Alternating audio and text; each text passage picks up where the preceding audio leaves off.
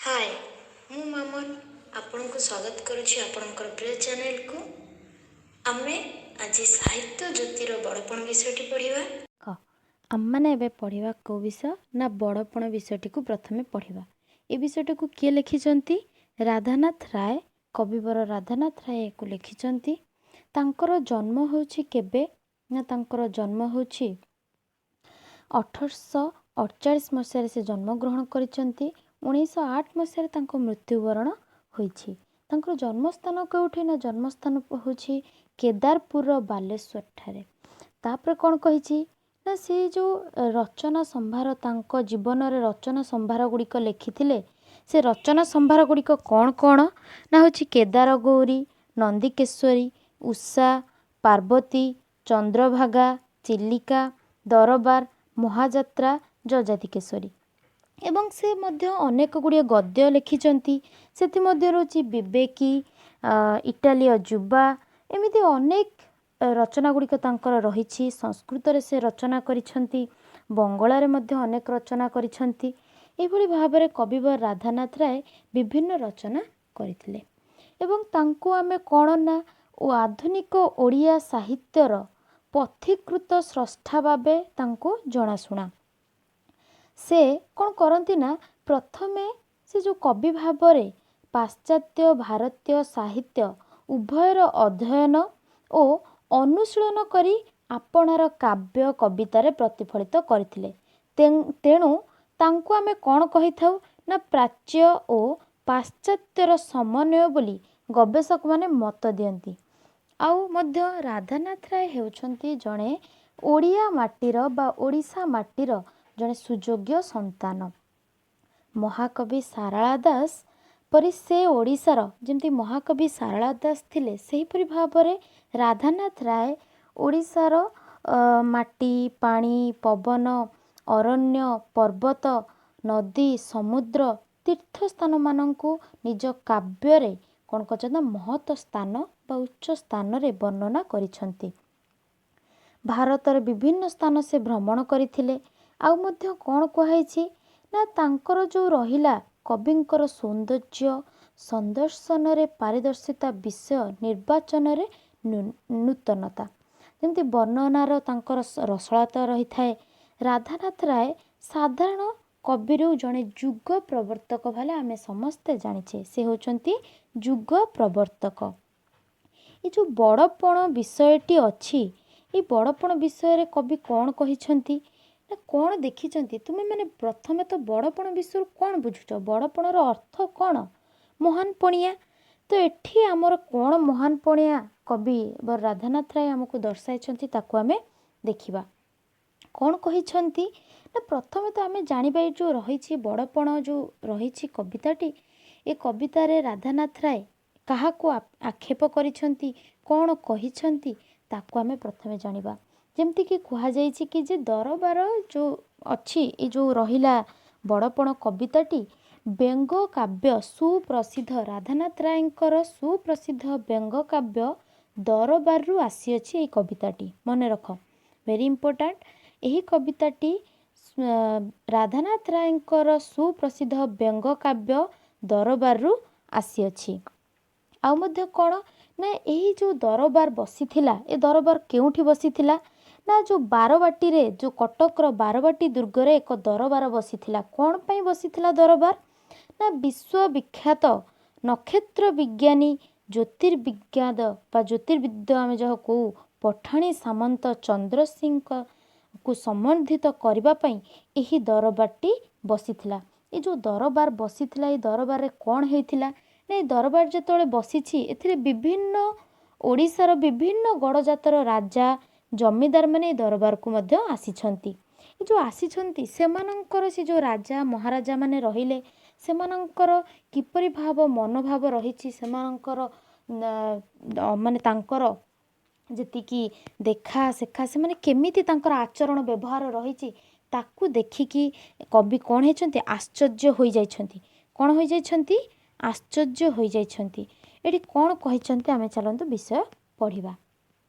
कौन कहिछि प्रथमे ना मने नाही तुम्भे काहार संतान केसरी औरसे तुम्भे सिना स्वान ଏଠି କ'ଣ କହୁଛନ୍ତି ନା ମନେ ନାହିଁ।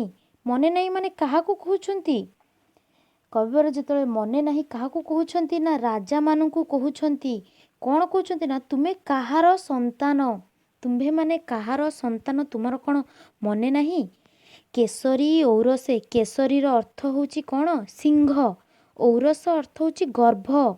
କେଶରୀ ଔରସେ ତୁମ୍ଭେ ସିନା ଶ୍ୱାନ। ପୂର୍ବପୁରୁଷର ପ୍ରତିଷ୍ଠା ବିଶାଳ, ବିକି ଭାଙ୍ଗି ଖାଉଥିବ କେତେ କାଳ। କାହାକୁ କୁହାଯାଇଛି ନା ତୁମର ଯେଉଁ ପୂର୍ବପୁରୁଷମାନେ ରହିଲେ ବା ତୁମର ଯେଉଁ ପୂର୍ବ ସମ୍ରାଟମାନେ ରହିଥିଲେ ବା ତୁମର ଯେଉଁ ପୂର୍ବଜମାନେ ରହିଥିଲେ ସେମାନଙ୍କର ପ୍ରତିଷ୍ଠା କେତେ ବିଶାଳ, କିନ୍ତୁ ତୁମେମାନେ କ'ଣ କରୁଛ? ବିକି ଭାଙ୍ଗି ତାକୁ ତୁମେମାନେ କ'ଣ କରୁଛ? ଖାଉଛ।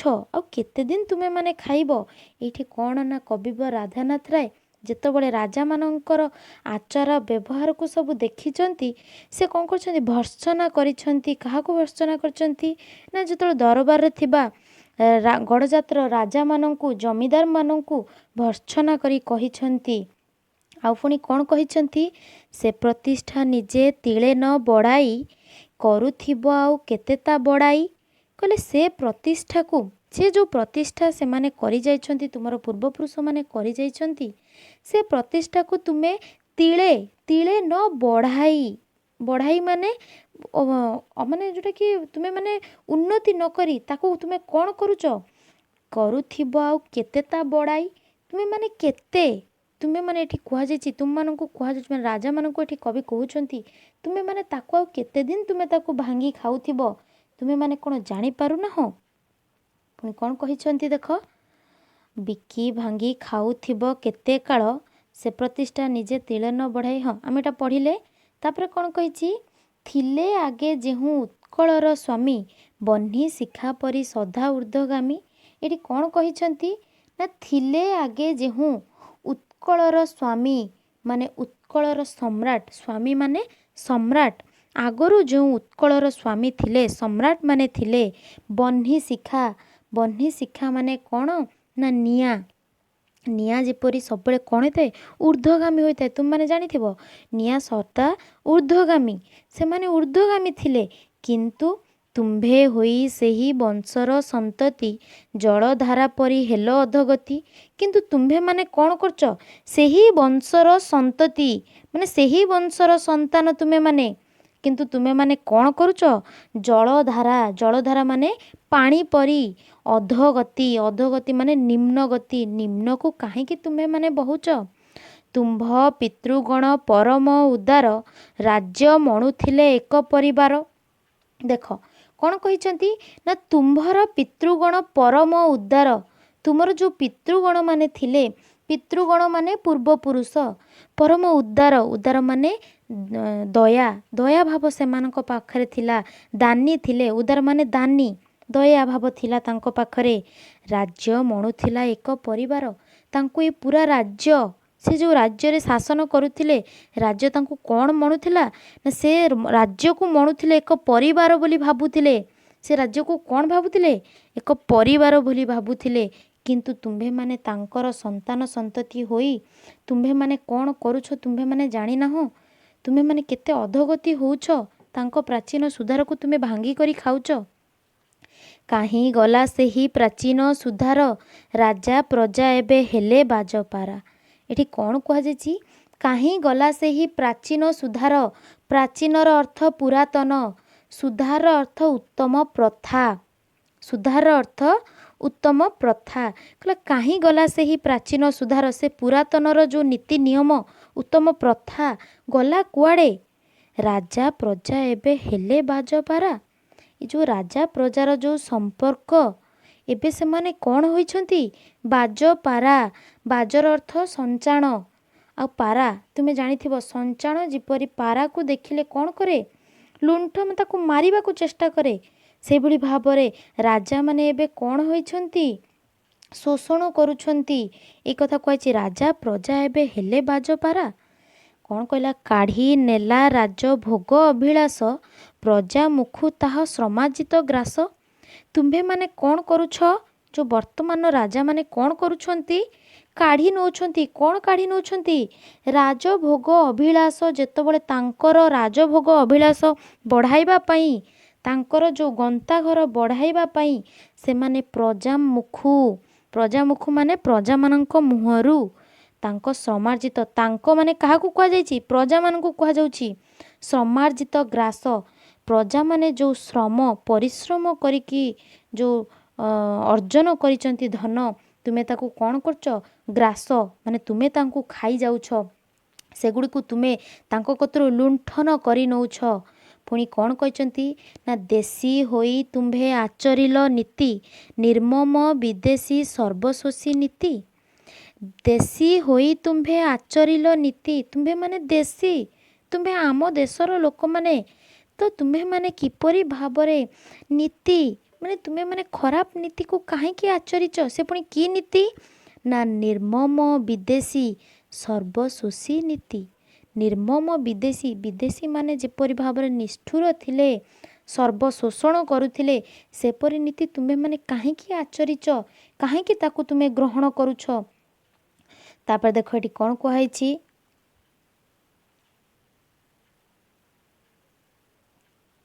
କହିଛନ୍ତି ବାତ୍ସଲ୍ୟ ନ ବାନ୍ଧି ପ୍ରଜାଙ୍କର ଚିତ୍ତ, ବିଦେଶୀ ସଙ୍ଗିଲେ କଲ ତାଙ୍କୁ ଭୀତ। ବାତ୍ସଲ୍ୟ ନ ବାନ୍ଧି, ବାତ୍ସଲ୍ୟ ମାନେ ମମତାରେ, ସ୍ନେହ ମମତାରେ ପ୍ରଜାମାନଙ୍କୁ ତୁମେ ନ ବାନ୍ଧି, ତାଙ୍କୁ ଏକାଗ୍ରତ ଭାବରେ ତୁମର ପରିବାର ବୋଲି ନ ଭାବି ତୁମେମାନେ ତାଙ୍କୁ କ'ଣ କରୁଛ? ବିଦେଶୀ ସଙ୍ଗିନେ ମାନେ ବିଦେଶୀ ବନ୍ଧୁକରେ, କଲ ତାଙ୍କୁ ଭୀତ, ଭୀତ ମାନେ ଭୟ, ତୁମେ ତାଙ୍କୁ ଭୟ କରଉଛ। ଗନ୍ତା ଘର ହେଲା ତୁମ୍ଭର ସର୍ବସ୍ୱ, ସର୍ବସ୍ୱ ପ୍ରାସାଦ ଗାଭୀ ହସ୍ତୀ ଅଶ୍ୱ। ତୁମ୍ଭର ଗନ୍ତା ଘର ଯେଉଁ ରହିଛି, ମାଲଖାନା, ଖଜଣାଖାନା ଯାହାକୁ ଆମେ କହିଥାଉ, ତୁମର ସେଇଟା ସର୍ବସ୍ୱ। ତୁମେ ତାକୁ କ'ଣ କରୁଛ? ନା ସର୍ବସ୍ୱ ପ୍ରାସାଦ, ଗାଭୀ, ଗାଭୀ ମାନେ ଗାଈ, ଗାଭୀ ମାନେ ଗାଈ, ପ୍ରାସାଦ ମାନେ ଅଟ୍ଟାଳିକା, ହସ୍ତୀ ମାନେ ହାତୀ, ଅଶ୍ୱ ମାନେ ଘୋଡ଼ା। ତୁମ୍ଭମାନଙ୍କର ଏଇସବୁ ହେଉଛି ସର୍ବସ୍ୱ ବୋଲି ତୁମେ ଭାବୁଛ, କିନ୍ତୁ ରାଜଧର୍ମ ହେଲା ପ୍ରଜା ଧନ ବୁହା। ଏ ଯେଉଁ ରାଜାର ଧର୍ମ ବୋଲି କବି କ'ଣ କହିଛନ୍ତି? ଆମ୍ଭେମାନେ ଜାଣିଛେ ରାଜାର ଧର୍ମ, ଆମ୍ଭେମାନେ କହିଲ ଦେଖିବା, ଆମ୍ଭେମାନେ ଜାଣିଛେ ରାଜାର ଧର୍ମ କ'ଣ? ନା ପ୍ରଜାମାନଙ୍କର ଭଲ ଚିନ୍ତା କରିବା। କିନ୍ତୁ ବର୍ତ୍ତମାନ ଯେଉଁ ରାଜାମାନେ ରହିଛନ୍ତି, ସେମାନେ କ'ଣ କରୁଛନ୍ତି? ପ୍ରଜାମାନଙ୍କର ଧନକୁ ବୋହି ନେଉଛନ୍ତି। ମନ୍ତ୍ରୀ ହେଲେ ଖଳ ଖଣ୍ଟ କାନ କୁହା। ଏ ଯେଉଁ ମନ୍ତ୍ରୀମାନେ ଅଛନ୍ତି, ଏମାନେ କ'ଣ? ନା ଖଳ ଖଣ୍ଟ କାନ କୁହା ବୋଲି କୁହାଯାଇଛି। କ'ଣ ପାଇଁ? ଖଳର ଅର୍ଥ କ'ଣ?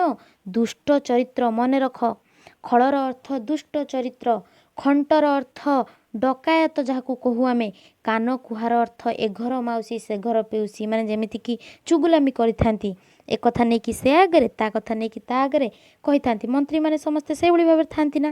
ତ ସେଇଭଳି ଦେଖ ଏଠି କ'ଣ କହିଛି?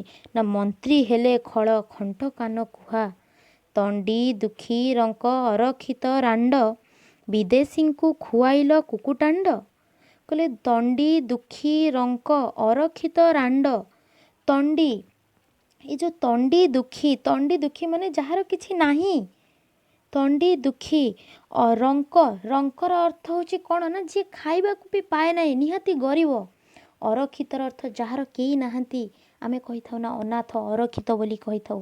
ରାଣ୍ଡର ଅର୍ଥ ହେଉଛି କ'ଣ? ନା ବିଧବା। ଯେଉଁ ସ୍ତ୍ରୀ ବିଧବା ହୋଇଯାଇଥାଏ ତାକୁ ଆମେ ରାଣ୍ଡ ବୋଲି କହିଥାଉ। ତଣ୍ଡି ଦୁଃଖୀ ରଙ୍କ ଅରକ୍ଷିତ ରାଣ୍ଡ, ବିଦେଶୀଙ୍କୁ ଖୁଆଇଲ କୁକୁଟାଣ୍ଡ। ତୁମେମାନେ ଏତେ ତଳକୁ ଖସିଗଲ ଯେ ବିଦେଶୀଙ୍କୁ ନେଇକି ଏଇ ଯେଉଁ ଆମ ଗରିବ ପ୍ରଜାମାନଙ୍କ ପାଖରୁ ତଣ୍ଡି ଦୁଃଖୀ ରଙ୍କି ଯେଉଁମାନେ ରହିଲେ, ସେମାନଙ୍କ କତରୁ ଲୁଣ୍ଠନ କରି ତୁମେ ନେଇ କାହାକୁ ଖୁଆଉଛ? ନା ଏଇ ବିଦେଶୀମାନଙ୍କୁ କ'ଣ ଖୁଆଉଛ? କୁକୁଟାଣ୍ଡ। କୁକୁଟାଣ୍ଡର ଅର୍ଥ କ'ଣ? ନା କୁକୁଡ଼ା ଅଣ୍ଡା। ନେଇକି ବିଦେଶୀମାନଙ୍କୁ ତୁମେ କ'ଣ ଖୁଆଉଛ? କୁକୁଡ଼ାର ଅଣ୍ଡା ନେଇକି ଖୁଆଉଛ। ନ ପାଇଲେ ଦୁଃଖୀ ପ୍ରଜା ଖୁଦ କୁଣ୍ଡା, ନେଲେ ଘିଅ ଅଟା ସଙ୍ଗେ ଛାଙ୍ଗ ମୁଣ୍ଡା। ଏଠି କ'ଣ କହୁଛନ୍ତି?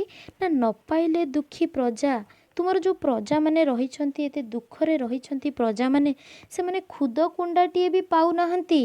କିନ୍ତୁ ତୁମେମାନେ କ'ଣ କରିଛ? ନା ନେଲ ଘିଅ ଅଟା ସଙ୍ଗେ, ତୁମେ ମାନେ ଘିଅ ଅଟା ସଙ୍ଗେ କ'ଣ ପୁଣି ନେଉଛ? ଛାଗ ମୁଣ୍ଡା। ଏ ଛାଗ ମୁଣ୍ଡାର ଅର୍ଥ କ'ଣ? ଛେଳି ମାଂସ। ମନେ ରଖ, କୁକୁଡ଼ାଣ୍ଡର ଅର୍ଥ ହେଉଛି କୁକୁଡ଼ା ଅଣ୍ଡା, ଛାଗ ମୁଣ୍ଡାର ଅର୍ଥ ହେଉଛି ଛେଳି ମାଂସ। କହିଲେ ତୁମେମାନେ ଏଇ ଯେଉଁ ପ୍ରଜାମାନଙ୍କ ମୁଖରୁ ଶ୍ରମାର୍ଜିତ ଗ୍ରାସକୁ ଲୁଣ୍ଠନ କରି ସେମାନେ ପଛକ ଖାଇବାକୁ ପାଉନାହାନ୍ତି ଖୁଦ କୁଣ୍ଡାଟିଏ, କିନ୍ତୁ ତୁମେମାନେ ତାଙ୍କ କତରୁ କ'ଣ କରୁଛ? ସବୁ ଘିଅ ଅଟା, ସେମାନଙ୍କ ପାଖରୁ ଛାଗ ମାନେ ଛେଳିର ମାଂସ, ସେମାନେ ଛେଳି ପାଳନ କରିଥାନ୍ତି, ସବୁ ଯେଉଁ ପାଳିତ କରିତେ ରଖିଥାନ୍ତି ପୋଷା କରିକି ତାଙ୍କୁ ବିକିକି ହେଲେ ଖାଇବେ କି କ'ଣ କରିବେ, କିନ୍ତୁ ତୁମେମାନେ କ'ଣ କରୁଛ? ତାଙ୍କ କତରୁ ସେସବୁ ନେଇଯାଉଛ, ଲୁଣ୍ଠନ କରୁଛ। କାଣ୍ଡ ଜ୍ଞାନହୀନ କାଣ୍ଡ ପୃଷ୍ଠ ହୁଣ୍ଡା, ଅଭୀଷ୍ଟ ଦେବତା କଲ ଲୋଭ ପ୍ରେତ, ନଚେତିଲ ଖାଇ ବିପଦର ବେତ। କାଣ୍ଡ ଜ୍ଞାନହୀନ କାହାକୁ କୁହାଯାଇଛି? ନା କାଣ୍ଡ ଜ୍ଞାନହୀନ କାହାକୁ କୁହାଯାଇଛି? ନା ବର୍ତ୍ତମାନ ଯେଉଁ ଦରବାରରେ ରହିଥିବା ରାଜାମାନଙ୍କୁ, ଗଡ଼ଜାତର ରାଜା ଜମିଦାରମାନଙ୍କୁ କୁହାଯାଇଛି କାଣ୍ଡ ଜ୍ଞାନହୀନ, ତୁମର ସାଧାରଣ ଜ୍ଞାନ ନାହିଁ। କାଣ୍ଡ ପୃଷ୍ଠ ହୁଣ୍ଡା, ତୁମମାନେ ହୁଣ୍ଡା, ଯାହାର ସାଧାରଣ ଜ୍ଞାନ ନଥାଏ। ପୁଣି କ'ଣ କହିଛି? ନା ଅଭୀଷ୍ଟ ଦେବତା କଲ ଲୋଭ ପ୍ରେତ, ନଚେତିଲ ଖାଇ ବିପଦର ବେତ। ତୁମ୍ଭେମାନେ ସଚେତନ ହେଲନି। ଏ ଯେଉଁ ଚେତିଲର ଅର୍ଥ ସଚେତନ ହେଲନି। ଅଭୀଷ୍ଟ ଦେବତା, ତୁମେମାନେ ଭଗବାନଙ୍କ ପାଖରୁ ତୁମେ ଯେଉଁ ଭଗବାନଙ୍କୁ ମାନୁଛ, ତୁମେ ଏତେ ଲୋଭ କାହିଁ ପାଇଁ କରୁଛ? କାହା ପାଇଁ ତୁମେ ଏତେ ଲୋଭ କରୁଛ? ତୁମର କ'ଣ ଦରକାର? ତୁମର ତ ସବୁ କିଛି ରହିଛି, ପ୍ରଜା ହିଁ ତୁମର ମୂଳ ଉଦ୍ଦେଶ୍ୟ, କିନ୍ତୁ ତଥାପି ତୁମେମାନେ କାହିଁକି ପ୍ରଜାମାନଙ୍କ ପାଖରୁ ଲୁଣ୍ଠନ କରୁଛ? ତୁମେମାନେ ଏତେ ବେତ, ବିପଦର ବେତ ମାନେ ଇଂରେଜମାନଙ୍କର ପ୍ରହାର ଖାଇ ମଧ୍ୟ ସେଇ ଇଂରେଜମାନଙ୍କର ପିଛା କରୁଛ। ସେ ଇଂରେଜମାନଙ୍କୁ ତୁମେ ଆକ୍ଷେପ ତୁମେମାନେ ସେଇ ତାଙ୍କରି ସହିତ ମିଳିମିଶି ରହିବାକୁ ପସନ୍ଦ କରୁଛ। ସଦା ହୋଇ ପାପ ଦ୍ରବିଣ ପ୍ରତ୍ୟାଶୀ, ପ୍ରଜା ମଧ୍ୟେ ପାପ ବୃଦ୍ଧି କି ମନାସି। କହିଲେ ସଦା ହୋଇ ପାପ ଦ୍ରବିଣ ପ୍ରତ୍ୟାଶୀ। ଏଠି ଦେଖ କ'ଣ କୁହାଯାଇଛି? ପ୍ରତ୍ୟାଶୀର ଅର୍ଥ ଆଶାୟୀ। ସବୁବେଳେ ତୁମେ କ'ଣ କରୁଛ? ପାପକୁ ଅର୍ଜନ କରୁଛ। ପ୍ରଜା ମଧ୍ୟେ ପାପ ବୃଦ୍ଧି କି ମନାସି। ପ୍ରଜାମାନଙ୍କ ମଧ୍ୟରେ ତୁମେ ତୁମର ପାପର ବୃଦ୍ଧି କରିଚାଲିଛ। ରହିଥାଅ ଟାକି କରି ଜରିମାନା, ଧନେ ପୁରାଇବା ଲାଗି ମାଲଖାନା। କହିଲେ ତୁମେମାନେ ସବୁବେଳେ ଟାକି ମାନେ ନଜର କରି ରହିଥାଅ। ଜରିମାନା ମାନେ ଯେଉଁଟାକୁ ଆମେ କହିଥାଉ କର ଆଦାୟ କରିବା ପାଇଁ, ଜରିମାନ କରିବା ପାଇଁ, ତୁମେ ସବୁବେଳେ ଅପେକ୍ଷା କରି ରହିଥାଅ। ଟାକିର ଅର୍ଥ ଅପେକ୍ଷା କରି ବା ତୁମେ ନଜର କରି ରହିଥାଅ। କେଉଁ ଦିନ ସେ ଦିନ ଆସିବ ମୁଁ ତାଙ୍କ କତରୁ ଜରିମାନା ଆଦାୟ କରିବି। ଧନେ ପୁରାଇବା ଲାଗି ମାଲଖାନା, ତୁମେମାନେ କ'ଣ କରିବା ପାଇଁ? ନା ମାଲଖାନା। ମାଲଖାନା ମାନେ ତୁମର ଗନ୍ତା ଘର ପୁରାଇବା ପାଇଁ ତୁମେ ସବୁବେଳେ କ'ଣ କରିଥାଅ? ଅନେଇ ବସିଥାଅ। ଧନର ଲାଳସା ଜାଗ୍ରତେ ସ୍ୱପନେ, ଧନ ବିନୁ ନାହୁଁ ଆନ ଚିନ୍ତ ମନେ। କ'ଣ କହୁଛନ୍ତି? ନା ଧନର ଲାଳସା ଜାଗ୍ରତେ ସ୍ୱପନେ, ତୁମେମାନେ ଦିନରେ ଶୋଇ ଶୋଇ ବି ମଧ୍ୟ ଧନର ସ୍ୱପ୍ନ ଦେଖୁଛ। ଧନର ଲୋଭର ସ୍ୱପ୍ନ ତୁମେମାନେ ଦେଖୁଛ। ଧନ ବିନା ନାହିଁ ଆନ ଚିନ୍ତା ମନେ, ତୁମମାନଙ୍କ ମନରେ ଅନ୍ୟ କୌଣସି ଚିନ୍ତା ମୁଁ ତ କାହିଁ ଦେଖିବାକୁ ପାହୁନି। ଏଠି କିଏ କହୁଛନ୍ତି? କବିବର ରାଧାନାଥ ରାୟ। ଏ ଯେତେବେଳେ ଦେଖିଛନ୍ତି ଦରବାରରେ ଏସବୁ, ତ ଦେଖିକି ତାଙ୍କ ମନକୁ କ'ଣ ହେଇଛି? ବିଭ୍ରାନ୍ତ କରିଛି। କ'ଣ ଇଏ ମୋର ଗଡ଼ଜାତର ଲୋକମାନେ ବା ମୋ ରାଜାମାନେ ଇଏ କ'ଣ ହେଉଛନ୍ତି? ତାଙ୍କ ମନରେ କାହିଁକି ଏପରି ଭାବର ଚିନ୍ତା? ଦେଖ ଆମମାନେ ଏତିକି ବାଟ ପଢ଼ିଲେ। ସେକେଣ୍ଡ ପାର୍ଟରେ ମୁଁ ଆପଣଙ୍କୁ ସେକେଣ୍ଡ ପାର୍ଟଟା ବୁଝେଇଦେବି। ସେକେଣ୍ଡ ପାର୍ଟଟା ବହୁତ ଜଲ୍ଦି ଆସି ପହଞ୍ଚିବ। ଦୟାକରି ଦେଖିଦିଅନ୍ତୁ। ଯଦି ଆପଣଙ୍କୁ ଏ ଭିଡ଼ିଓଟି ପସନ୍ଦ ଆସିଥାଏ ତାହେଲେ ଆପଣ ଲାଇକ୍ ସେୟାର ନିହାତି କରିବେ। ଧନ୍ୟବାଦ।